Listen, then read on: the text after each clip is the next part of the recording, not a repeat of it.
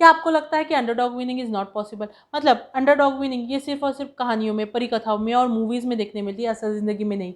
यदि ऐसा ही है तो लंकापति रावण की विराट राक्षस सेना के सामने श्री राम और लक्ष्मण जी वानर सेना के साथ कैसे टिक गए? यदि ऐसा ही है तो पांडव केवल 9 अक्षौणी सेना के साथ 11 अक्षौणी कौरवों के सामने कैसे टिक गए? और यदि ऐसा ही है तो एक साथ हुए 130 चेक पोस्ट के हमले के सामने इंडियन आर्मी की छोटी छोटी बटालियंस कैसे टिक गए?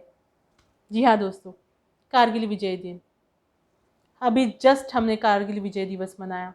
देखा जाए तो इंडिया का प्राइड, अभिमान, पर देखा जाए तो हमने बहुत सारे वीर योद्धा गवा दिए, जो नुकसान हम कभी नहीं भर सकते, ऐसा नुकसान।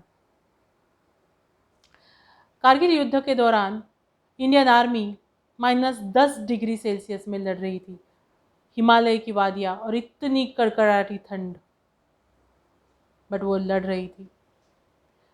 उसी दौरान इंडियन नेवी ने पाक बंदरों को पूरी तरह से ब्लॉक कर दिया था ताकि उन तक ऑयल और फ्यूल ना पहुंचे। और उसी दौरान पहली बार इंडियन एयरफोर्स ने 32,000 फीट की ऊंचाई से, यानी कि 32,000 हाइट से एयर पावर ट्राई किया था, हवा में पूरा ब्लॉक कर दिया था।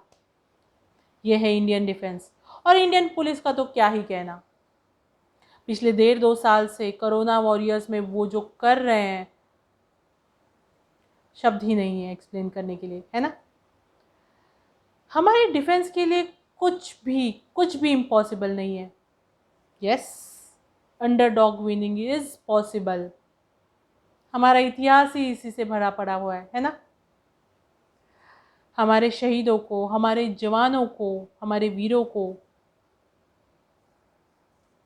और पूरे डिफेंस को नमन। इसी के साथ साथ आज यही समाप्त। फिर मिलेंगे।